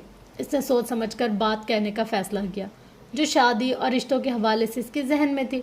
मैं अपने कुछ रिलेटिव्स के साथ रहा। बात सच थी, मगर इसे यूं लगा जैसे वो झूठ कह रहा हो। वो अपने किसी रिश्तेदार के साथ नहीं, इसे ये हकीकत लग रही थी। मैं पिछले 20 सालों से अपने पेरेंट्स के साथ कांटेक्ट में नहीं हूँ। वो कहाँ होते हैं मुझे इल्म नहीं। तुम्हें इसलिए बता रहा हूँ क्योंकि रिश्ते की बात घर के बड़े करते हैं। आई डोंट थिंक कि मेरे घर से कोई बड़ा आ सकेगा, और तुम्हारे फादर कभी भी किसी ऐसे लड़के के साथ तुम्हारा रिश्ता तय नहीं करेंगे जिसके बड़े इसके साथ ना हो। वो फैमिली बैकग्राउंड के बारे में पूछेंगे। I have no answer to this question. वो मेरे पेरेंट्स से राब्ते की बात करेंगे तो मेरे पास जवाब के लिए सिर्फ इनकार है। अदीना ज़ुबैर दम सादे से देखे जा रही थी। इसलिए तुम्हें वही करना चाहिए जो तुम्हारे फादर चाहते हैं। अपनी बात ख़त्म करके वो सर्द पड़ते दोनों हाथों को रगड़ते हुए होंठों के करीब ले गया।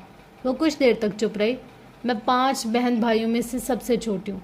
मेरे मामू की औलाद नहीं थी तो मेरे बाप ने मुझे इन्हें दे दिया। वो गर्दन मोड़कर इसे देखने लगे।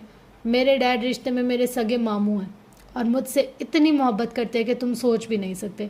सो ऐसा मुमकिन ही नहीं है कि मैं इनके सामने अपनी पसंद का इजहार करूं और वो तुम्हें इसलिए रिजेक्ट कर दें कि तुम अकेले हो या तुम्हारे पेरेंट्स तुम्हारे साथ कोई कांटेक्ट नहीं है। वो धीरे से मगर कुछ अजियत से मुस्कुरा दिया। इसे यकीन था इसके डैड मना कर देंगे। इसे यकीन था ये मुख्तसर सा हवाला इन्हें मुकम्मल तौर पर इससे मुतनफ़िर करने के लिए काफ़ी रहेगा, मगर ये इसकी खाम ख्याली रही। 2 दिन के बाद इसने फ़ोन किया था। तो तुम मेरे घर रिश्ते के लिए कब आ रहे हो? वो किचन में खाना बना रहा था, अपनी जगह खड़ा रह गया। क्या तुमने? हाँ, मैंने अपने डैड से बात कर ली है। उन्हें मनाने में थोड़ा सा वक्त लगा मगर वो मान गए। वो बेइंतहा खुश थी। वो परेशान हो गया। इसने बर्नर बंद कर दिया। उन्होंने एतराज़ नहीं किया? एतराज़ तो थे, ज़िंदगी मैंने गुजारनी है, जब मुझे एतराज़ नहीं तो बात ही ख़त्म। वो खिलखिलाई। वैसे भी इन्हें तुम बहुत पसंद हो, हर वक्त तो तारीफ़ करते थे, अब कैसे इनकार कर देते? इसके लहजे और अंदाज में खुशी और मुसरत के रंग थे। ये सब इतनी आसानी से हो गया, इसे यकीन नहीं आया था। मोहब्बत में बहुत ताकत होती है, इसने जताया। वैसे भी वो जानते हैं मुझे ख़ानदान में तो शादी करनी ही नहीं है, ना ही मेरा पाकिस्तान जाने का कोई इरादा है। सो इसने रुक कर गहरी सांस ली। मैं तो पाकिस्तान में अपनी मदर से भी बात कर चुकी हूँ। झूठ नहीं बोलूँगी, वो राज़ी नहीं है, हंस कर कहा। लेकिन जब डैड मेरे साथ है मुझे किसी की फ़िक्र नहीं है। सुहेल साहब पाकिस्तान जाने वाले थे, इनका वहीं सेटल होने का प्लान था। ताहम वो पाकिस्तान कभी नहीं जाना चाहती थी। शाम में इसने जमीला दाऊद से बात की तो इनके पांव ज़मीन पर नहीं टिक रहे थे। मेरा नहीं ख्याल मैं इसके डैड से मिल पाऊँगा। तुम्हें मिलने की ज़रूरत भी नहीं है। दिसंबर में मैं लंदन आ रही हूँ, तुम्हारा रिश्ता मैं मांगूंगी। और उन्होंने इतनी सी बात कह के इसके सीने से मनोबोझ उतार दिया। दिसंबर में मिसेस शिराजी लंदन आई तो उन्होंने अदीना ज़ुबैर के डैड से मुलाकात की। वो रिश्ते के लिए बाकायदा इनके घर गई थी। वो फारिस वजदान की रिश्तेदार थी और माँ से बढ़कर थी।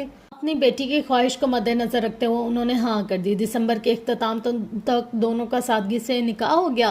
फारिस की तरफ से जमीला दाऊद ने और अदीना की तरफ से दूर के चंद रिश्तेदार अहबाब ने शिरकत की थी। शादी पाकिस्तान में सर अंजाम पाना थी। अदीना का ख़ानदान वही आबाद था। ताहम फारिस पाकिस्तान नहीं जाना चाहता था। इसके कुछ तहफ़्फ़ुज़ात थे। गो कि मिसेस शिराजी ने भी इसे तसल्ली दी थी कि कोई मसला नहीं होगा, मगर फिर भी तुम फिक्र क्यों करते हो? मैं हूँ ना, मेरे होते हुए तुम्हें भला क्या ख़तरा हो सकता है? राहिम को पूरी बात पता चली तो जी भरकर तंग करने के बाद इसने कहा, सबसे बड़ा ख़तरा तो मुझे तुमसे है। बड़बड़ा कर रह गया। वो हंसा। एक बार फिर सोच लो, शादी का फैसला बड़ी जिम्मेदारी है। ऐसे नहीं मैं कंवारा फिर रहा हूँ, वरना मुझे रिश्तों की कोई कमी है? हाँ मैं जानता हूँ, पूरा पाकिस्तान तुम्हें अपना दामाद बनाने के लिए बेताब है। राहिम मुस्कुरा कर रह गया। अलवी साहब को पाकिस्तान गए 4 हफ्ते भी नहीं हुए थे जब इनका कार एक्सीडेंट में इंतकाल हो गया। पाकिस्तान में जितना पैसा उन्होंने कारोबार पर लगाया था, जो फैक्ट्री खड़ी की थी, इस पर इनके सगे भतीजों ने कब्जा कर लिया। चंद अराजी और बंगले पर भी। ये काम अदीना के अपने बाप और भाइयों ने भी किया था। ادینہ کے پاس صرف لندن کا فلیٹ بچا تھا جسے بیچ کر اسے اپنے ڈیڈ کے قرضے اتارنے پڑے۔ اس کے پاس کل تک سب کچھ تھا اور اب وہ ایک دم سے بالکل خالی ہو گئی تھی۔ ایک ہی رشتہ تھا اور وہ بھی نہیں رہا۔ حالات ایک دم سے بہت تنگ اور پریشان کن ہو گئے۔ وہ صدمے میں بھی تھی اور اس کے ماں باپ اب اسے پاکستان بلا رہے تھے۔ وہ کسی طور نہیں جانا چاہتی تھی۔ میں انہیں کہتی رہی پاکستان نہیں جائیں گے، مگر انہوں نے میری ایک نہیں مانی۔ وہ اس سے ملنے آیا تو اپنی دوست کے گھر میں تھی، رو رو کر اپنا حشر برا کر چکی تھی۔ گھر چلو، میرا نہیں خیال اس طرح کسی اور کے گھر رہنا ٹھیک رہے گا۔ اسے ادراک تھا وہ اب اس کی قانوناً شرعاً بیوی تھی، اس کی ذمہ داری تھی۔ اس کے ڈیڈ کی شادی کے حوالے سے خواب تھے، اس کے بھی تھے۔ مسز شیرازی نے بھی بہت کچھ سوچا ہوا تھا، نیا صدمہ تھا، فوت کی ہوئی تھی، سو وہ سادگی سے رخصت کر کے اسے اپنے فلیٹ لے آیا۔ وقت کے ساتھ ادینہ کچھ سنبھل گئی، خود کو اس غم کی کیفیت سے نکال لیا۔ شوہر من پسند ساتھی تھا جسے وہ جنون کی حد تک چاہتی تھی، وہ اس کی سوچ سے بڑھ کر اس کا خیال رکھ رہا تھا۔ بظاہر ریزرو سا، بہت کم بات کرنے والا، بہت کم جذبات کا اظہار کرنے والا، مگر اس کا رویہ اس کے ساتھ اس کی توقع سے بھی زیادہ اچھا تھا۔ ادینہ کی طلب جیسے یہاں تک نہیں تھی، وہ بھی اس سے محبت کا اعتراف سننا چاہتی تھی، اس کی آنکھوں میں محبت کا تاثر دیکھنا چاہتی تھی۔ فارس بھی اس کی تعریف کرے، جذبات کا اظہار کرے۔ اس نے شکوہ کیا تو فارس کوئی فائل چیک کرتے کرتے رک گیا، سر اٹھا کر کچھ حیرت سے اسے دیکھا۔ شادی شدہ زندگی کے 6 ماہ بعد وہ اس سے پہلی بار محبت کے بارے میں استفسار کر رہی تھی۔ کیا وہ اس سے محبت کرتا ہے؟ اسے یہ سوال آؤٹ آف کانٹیکسٹ لگا، جس کی کوئی لاجک، کوئی تک نہیں بنتی تھی۔ ادینہ زبیر کو تو اس بات سے کوئی فرق نہیں پڑتا تھا کہ اس کا دل خالی ہے، محبت جیسے جذبات، احساسات نہیں ہیں۔ اس کے لیے تو صرف وہ محبت اہم تھی جو وہ اس سے کرتی تھی، گو کہ وہ اس کا خیال رکھتا تھا، احترام کرتا تھا، کبھی غصے سے بات نہیں کی، اس کی کسی معاملے میں مداخلت کر کے اس کی کسی معاملے پر اعتراض نہیں کیا تھا۔ وہ اپنی مرضی سے اس گھر میں جیسے چاہے رہے، پھر بھی وہ اس سے یہ سوال کر رہی تھی، اب تک تمہیں اندازہ نہیں ہو جانا چاہیے؟ میں تمہارے منہ سے سننا چاہتی ہوں تمہیں مجھ سے محبت ہے۔ پہلے تمہیں اس بات سے کوئی فرق نہیں پڑتا تھا، اس نے یاد دلایا۔ اب پڑتا ہے؟ وہ اسے دیکھ کر رہ گیا۔ ہر عورت کو پڑتا ہے، وہ لفظوں سے اظہار چاہتی ہے۔ ہماری شادی کو 6 ماہ ہو چکے ہیں اور تم نے آج تک کبھی نہیں کہا محبت کرتے ہو یا تعریف، کچھ بھی نہیں۔ تم مجھے اچھی لگتی ہو تبھی میری زندگی میں ہو، اس سے بڑھ کر اور اعتراف کیا چاہیے؟ اس نے سنبھل کر اس سے کہا۔ اس بات سے ادینہ زبیر کے دل کو ایک دم سے سکون پہنچا تھا۔ وہ مسکرا دی۔ اس کا اعتراف محبت بھی انوکھا تھا۔ صرف اچھی لگتی ہوں، کبھی کبھی بری بھی لگتی ہو جب اس طرح کی باتیں کرتی ہو۔ اور وہ ہنس دی۔ فارس مسکرا کر رہ گیا۔ اس نے فائل بند کر دی، لیپ ٹاپ آن کر لیا۔ اس نے سوچا تو وہ شادی تک رہائش کا بہترین انتظام کر لے گا، مگر سب آنن فانن اتنی جلدی میں ہوا کہ کچھ بھی نہیں کر سکا۔ فلیٹ چھوٹا تھا مگر دونوں کے لیے کافی تھا۔ وہ جلد ہی بہتر رہائش کا بندوبست کرنے والا تھا۔ شادی کے 1 سال بعد اس کے گھر میں خوشخبری آئی۔ وہ رپورٹس دیکھ کر اپنی جگہ کھڑا رہ گیا۔ ادینہ جتنی خوش تھی، اس کے احساسات اتنے ہی الجھن کا شکار ہوئے تھے۔ وہ بمشکل مسکرا سکا تھا، بمشکل ہی مبارکباد دے سکا تھا۔ اسے سمجھ نہیں آیا تھا اس کا رد عمل کیسا ہونا چاہیے۔ اسے اس پل خوشی محسوس ہونی چاہیے تھی اور وہ ایک دم سے بلینک ہو گیا، سیاہ، تاریک، خاموش اور ویران، جس طرح وہ شادی کے وقت تردد کا شکار ہوا تھا۔ بالکل اسی طرح وہ اب اس خوشخبری پر بھی وہموں میں گر گیا تھا۔ اس کے وجود پر ایک اضطراری کیفیت طاری تھی، ایک نئی زندگی کا آغاز کے خود کو آنے والی ہر نئی سچویشن کے لیے تیار کر کے بھی وہ اب بے سکون ہو رہا تھا۔ اس کے ذہن میں بار بار ہارون شیرازی اور آرزو جہانگیر کا تصور ابھر رہا تھا۔ بار بار اسے اپنی زندگی، اپنا ماضی، اپنا بچپن نظر آ رہا تھا۔ اسے ڈر تھا کہیں وہ پتھر نہ ہو جائے، اپنی اولاد کو نہ چھوڑ دے۔ وہ اپنا اندر ٹٹول رہا تھا اور منجمد احساسات سے گھبرا رہا تھا۔ اس نے جمیلہ داؤد کو فون کر کے خوشخبری سنائی تو ان کی خوشی کی انتہا نہ رہی۔ ممی، مجھے لگ رہا ہے جیسے میں اس کے لیے تیار نہیں ہوں، ہمت کر کے ان سے کہہ دیا، اور وہ لمحے بھر کے لیے چونکی، پھر مسکرا دی۔ جب تمہارا بچہ اس دنیا میں آئے گا، اسے اٹھاؤ گے تو اس کی خاطر ہر جنگ کے لیے تیار ہو جاؤ گے۔ یہ قدرتی طور پر ہوتا ہے، انسان پورے کا پورا بدل جاتا ہے۔ بہت نرمی اور بہت پیار سے سمجھاتے ہوئے انہوں نے اس کی گھبراہٹ کم کرنے کی کوشش کی۔ لبوں پر مسکراہٹ ٹھہری تھی۔ ہر باپ ایسا تو نہیں ہوتا ممی، ہر باپ جنگ نہیں لڑتا۔ کچھ والدین زندگی کے میدان میں اولاد کو تنہا چھوڑ دیتے ہیں۔ وہ ایک دم سے خاموش ہوئی تھی۔ انہیں اس کے احساسات جیسے اب سمجھ میں آئے تھے۔ تم خوش نہیں ہو؟ مجھے اندازہ نہیں ہے میں کیا محسوس کر رہا ہوں۔ اس کا وہ ایک جملہ جمیلہ داؤد پر خاموشی طاری کر گیا۔ کتنی دیر تک وہ کچھ کہہ نہ سکی۔ فارس شیرازی کو تو اپنی خوشی پر خوش ہونا بھی نہیں آ رہا تھا۔ جب وہ دنیا میں آئے گا تو تم اپنے احساسات کو سمجھ جاؤ گے۔ نہ سمجھ سکا تو؟ نہ بدل سکا پھر؟ تم ہارون یا آرزو نہیں ہو، فارس ہو۔ خون تو انہی کا ہوں، بہت آسانی سے چھوڑ دیا تھا انہوں نے مجھے۔ وہ اس کی آواز میں گہرے دکھ کو محسوس کر سکتی تھی۔ تم ایسے نہیں ہو، ہو ہی نہیں سکتے۔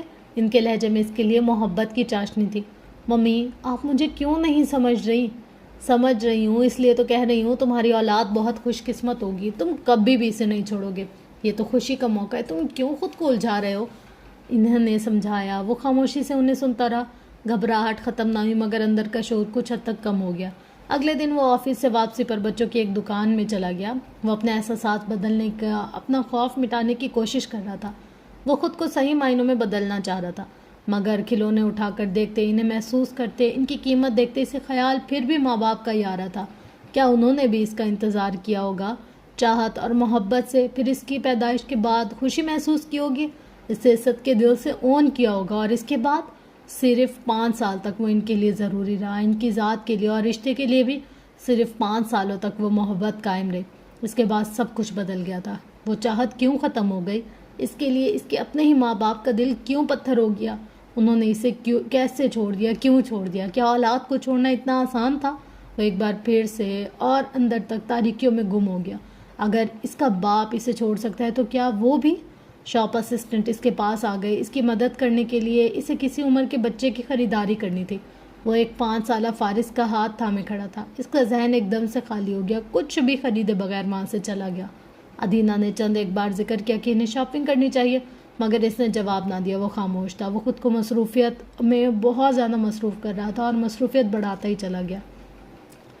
ادینہ کی دوست عروبہ کے گھر وہ اس کی بھانجی کے عقیقے پر مدعو تھے۔ وہ صوفے پر بیٹھا ہمدان بھائی سے کوئی بات کر رہا تھا جب ادینہ نے ایک نومولود بچی اچانک سے اس کی گود میں ڈال دی۔ وہ چھوٹی سی بچی، اس کا کوئی وزن ہی نہ تھا، وہ آنکھیں موندے سوئی ہوئی تھی، اس کے ننھے ننھے سے ہاتھ، انگلیاں، بھیچے ہوئے لب، اور فارس نے ایک دم گھبرا کر وہ بچی فوراً اسے واپس کر دیا۔ ادینہ حیران رہ گئی۔ گھر جا کر وہ اس پر ناراض ہوئی۔ اس نے اچانک اس طرح یہ حرکت کیوں کی تھی؟ کیسی حرکت؟ ادینہ گنگ سی سے دیکھ کر رہ گئی۔ اس کے سوال کا جواب نہیں دے سکا۔ تمہیں بچے پسند نہیں ہیں؟ میں نے یہ نہیں کہا۔ تو کیا کہہ رہے ہو تم؟ You should have ask me if I wanted to hold her up now. تمہیں مجھ سے پوچھنا چاہیے تھا کہ میں اسے اٹھانا چاہتا ہوں یا نہیں۔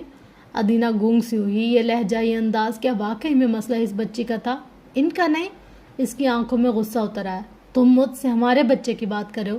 فارس کو اپنے حلق میں کوئی چیز اٹکتے ہوئے محسوس ہوئی۔ I am not. Yes you are. جب سے تمہیں پتہ چلا ہے ہم ایک چائلڈ ایکسپیکٹ کر رہے ہیں تب سے تم پریشان ہو۔ ایسا کچھ نہیں ہے، اس نے سنبھل کر تردید کی۔ تو پھر کیا مسئلہ ہے فارس؟ وہ چند لمحوں تک خاموش رہا۔ صرف اتنا کہ میں اس کے لیے تیار نہیں ہوں، مجھے کچھ وقت لگے گا۔ آج سے پہلے کبھی بھی اس نے ادینہ زبیر کو کوئی وضاحت نہیں دی تھی، اب دے رہا تھا تو وہ کسی طور سمجھ نہیں رہی تھی۔ وہ اس فارس کو نہیں جانتی تھی جو اس کے اندر تھا، جو دنیا سے چھپا ہوا تھا۔ وہ اس کے اندھیرے سے ناواقف تھی، وہ اس کے غموں کو نہیں جانتی تھی، وہ اسے اس کی تکلیفوں کا، محرومیوں کا کوئی اندازہ نہیں رکھتی تھی۔ تو ٹھیک ہے، it's not a big deal کہ تم ہمارے بچے کے لیے تیار نہیں ہو، ہم کچھ سال انتظار کر لیتے، ابھی بھی وقت ہے، میں ابارشن کروا لیتی ہوں۔ فارس وجدان نے ششود ہو کر اسے دیکھا۔ اس ایک لمحے میں اسے اپنی روح کھنچتی ہوئی محسوس ہوئی تھی۔ یہ تم کیا کہہ رہی ہو؟ تم نے یہ سوچا بھی کیسے؟ اس کا لہجہ ایک دم سے سخت پتھریلا ہوا تھا۔ فارس، میں صرف ایک بات، یہ صرف ایک بات نہیں ہے۔ وہ پھٹ پڑا۔ ادینہ اپنی جگہ تھم سی گئی۔ اس کی شادی شدہ زندگی میں فارس ایک بار بھی اس طرح غصے میں نہیں آیا تھا، نہ کبھی اس کی آواز بلند ہوئی۔ میں نے صرف ایک بات کی ہے تمہارا اندر جاننے کے لیے کہ تم کیا چاہتے ہو۔ اس نے آگے بڑھ کر اس کے بازو پر ہاتھ رکھتے ہوئے نرمی سے کہا، مجھے تمہارا رویہ ٹھیک نہیں لگ رہا۔ ہر پل نیا کپل خوش ہوتا ہے، پر ہم خوش نہیں ہو رہے۔ میں بہت ایکسائٹیڈ ہوں، پر میں نہیں جانتی تمہارے ذہن میں کیا چل رہا ہے، لیکن تم خوش نہیں ہو۔ میں شاپنگ کی بات کرتی ہوں اور تم اگنور کر دیتے ہو۔ ہم نے ابھی تک آنے والے کل کی کوئی بات ہی نہیں کی، ہم نے نام تک نہیں سوچا، ہم نے یہ بھی ڈیسائیڈ نہیں کیا کہ ہم مل کر اپنے بچے کے لیے کیا کچھ کرنے والے ہیں۔ That's what a normal couple usually do. Urooba کی بھابھی کا تیسرا بیبی ہے اور وہ ابھی سے اس کے لیے اس طرح سے ایکسائٹیڈ ہے جیسے وہ پہلی بار ماں باپ بن رہے ہو۔ اس نے توقف کیے بغیر ایک ہی سانس میں وضاحت ڈالی، میں جو بھی سوچوں یہ آخری بات ہوگی جو تم نے سوچی اور اتنے دھڑلے سے کہہ دی۔ اس نے بھاری سانسوں کے بیچ کہا، لہجہ ہنزو سرد، آنکھوں میں خون اترا ہوا تھا۔ I'm sorry، مجھ سے غلطی ہو گئی۔ اس نے تسلیم کر لیا۔ میری زندگی میں جو بھی چینج ہو میں اسے فوراً قبول نہیں کرتا، مجھے تھوڑا وقت چاہیے ہوتا ہے۔ You need to understand this۔ سنجیدگی سے کہہ کر وہ ٹائی کی نوٹ ڈھیلی کرتا ہوا بیڈ روم میں چلا گیا۔ ادینہ اپنی جگہ کھڑی رہ گئی. فارس وجدان کا رویہ اس کی سمجھ سے باہر ہوا تھا. اس کا غصہ، گھبراہٹ، خاموشی اور پھر ابارشن کے ذکر پر ایسا رد عمل اس کے دماغ میں آخر چل کیا رہا تھا وہ سمجھنے سے بالکل قاصر تھی. اوئے ہوئے ہوئے یار، یہ جو اولاد ہے نا، آئے ہائے ہائے ہائے، ایسی آئے اتنی کوئی پیاری چیز ہے نا. میرے 2 عدد بھتیجے، اے اللہ اتنے جان سے پیارے ہیں نا، سارا دن ہمارا ان کے پیچھے گزرتا ہے. تو سوچو جب بھائی یا بہن کے بچے ہوتے ہیں وہ اتنے پیارے ہوتے ہیں، تو اگر کسی کی اپنی اولاد ہو تو کتنی پیاری ہوتی ہوگی. جیسے اس نے مطلب ایسے بات کی نا، میرے تو دل میں خود کو کچھ ہونے لگ گیا. آج کل کے مطلب پیرنٹس کو کیا ہو گیا یار. اچھا چھوڑو یار، اللہ تعالیٰ سب کو ہدایت دے. پر میری نا آنکھوں میں آنسو آنے لگے کہ یار دیکھیں، فی الحال میں ان ساری فیلنگز سے نہیں گزری تو مجھے آئیڈیا نہیں ہے کہ کیا ہوتا ہے، کتنا ہوتا ہے. پر ہاں مجھے یہ ایکسپیرینس ہے، میرے 2 عدد کیوٹو سے بھتیجے ہیں اور سارا دن ان کی خدمت داریوں میں گزرتا ہے. نہ یہ چیز بہت ٹف ہے یار، بہت ٹف. انسان چاہے آیا بھی نہیں ہے نا بچہ دنیا میں، پر دماغ میں تو آ جاتا ہے اس کی ہارٹ بیٹ. مطلب اس فیلنگز کو بندہ کیا ہی بولے، کیسے ہی بتائے. اور اس ایپیسوڈ کے حوالے سے بات کریں تو یار ان 4 کا جو گروپ ہے نا، راہیم، ولیم، جیمز اور فارس، یار کتنا شوگر لگاتے ہیں یہ لوگ.